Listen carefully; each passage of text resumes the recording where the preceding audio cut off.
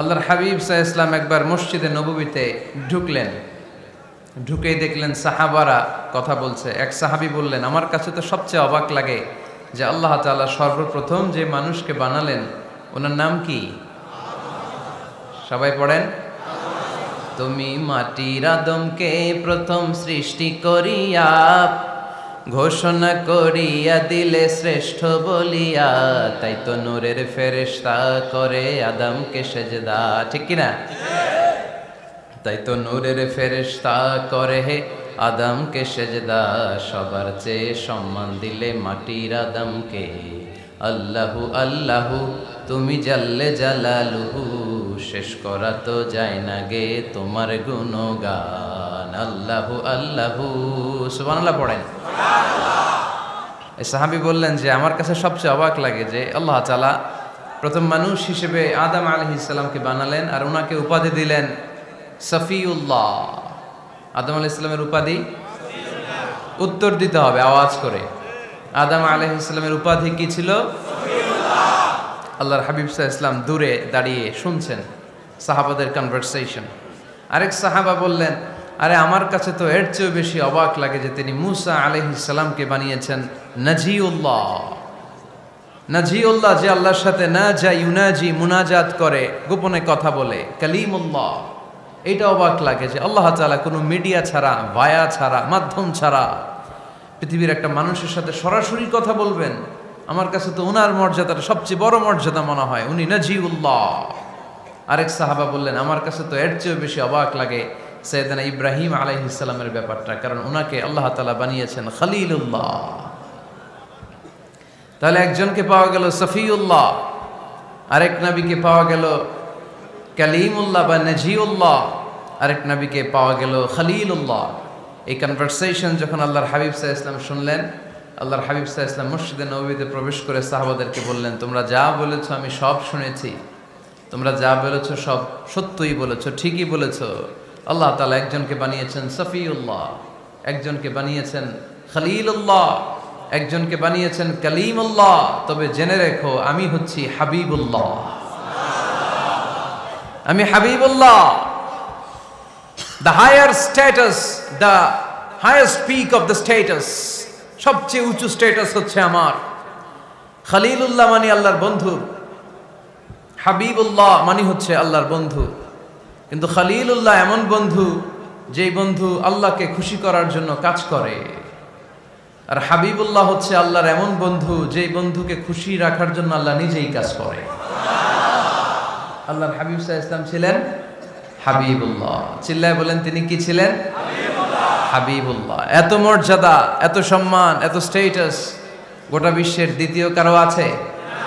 আল্লাহর হাবিব সাল্লাল্লাহু আলাইহি ওয়াসাল্লামের নুরানি চেহারার মতো চেহারা পৃথিবীর অন্য কারো আছে? কোন দিক দিয়ে আল্লাহর হাবিবের সাথে কোনো মানুষের কোনো ধরনের কম্প্যারিজন, তুলনা চলতে পারে না। Whether it's the fitness, whether it's the skin colour, whether it's the sound, whether it's the status, is out of any kind of comparison. তিনি সব ধরনের তুলনার ঊর্ধ্বে। As a father, as a teacher, as a commander, as a lawgiver, as a lawmaker, as a reformer of the society, Muhammad is the superman of the world. সুবহানাল্লাহ পড়তে পারলেন না? স্বামী হিসেবে, বাবা হিসেবে, নেতা হিসেবে, সমাজ সংস্কারক হিসেবে, নবী হিসেবে আল্লাহ রাসূল সাল্লাল্লাহু আলাইহি ওয়াসাল্লাম হচ্ছেন এই পৃথিবীর একজন সুপারম্যান। আল্লাহু আকবার। যার উপর একবার দুরূদ পড়লে 10টি রহমত নাজিল করে কে? 10টি গুনাহ মাফ করে কে? যিনি দুরূদ পড়ল তার স্ট্যাটাসকে 10 গুণ বাড়িয়ে দেয় কে? ওই হাবিব সাল্লাল্লাহু আলাইহি ওয়াসাল্লামের উম্মত হতে পেরে আমরা খুশি না বেজা? আমরা আল্লাহর রাসূল সাল্লাল্লাহু আলাইহি ওয়াসাল্লামকে আজকে জানার চেষ্টা করব কোরআনের আলোকে, ইনশাআল্লাহ। পড়েন। আল্লাহর হাবিব সাল্লাল্লাহু আলাইহি ওয়াসাল্লাম এতটাই মর্যাদার অধিকারী, ওনার স্ট্যাটাস এত হাই, উনি যদি ওনার মুখ দিয়ে কখনো বলেছেন ইয়েস, ওইটা শরীয়তেও ইয়েস। উনি যদি মুখ ফসকে কখনো বলেছেন নো, মানে না, এটা শরীয়তেও না।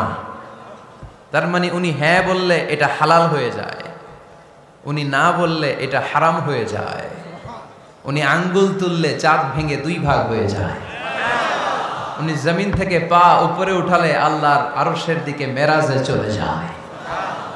উনি এমন নবী, উনারে বাদ দিলে ইসলাম থাকে না, থাকে? উনি এমন রসুল, উনারে বাদ দিলে কোরআন বোঝা যায় না, কারণ কোরআন ওনার উপর নাজিল করেছে কে?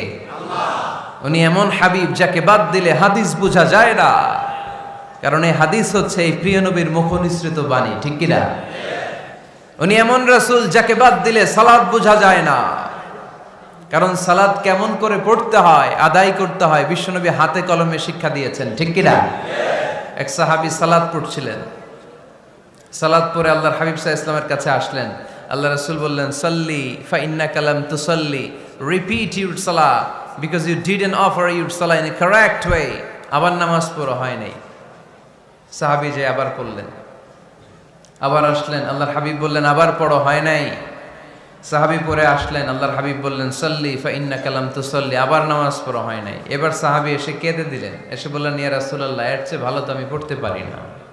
আল্লাহর হাবিব জড়িয়ে ধরলেন আর বললেন, আসো শিখিয়ে দেই কেমন করে সালাত পড়বে। সালাতে কোনো তাড়াহুড়ো করবে না। রুকুতে যখন যাবে তোমার পিঠটা হবে স্ট্রেইট ফরওয়ার্ড, স্ট্রেইট ফরওয়ার্ড। রুকু থেকে সোজা হয়ে দাঁড়াবে, দুই সেজদার মাঝখানে সোজা হয়ে বসবে। সেজদায় যখন যাবে রিল্যাক্স করবে। সালাতে কি করতে হয়?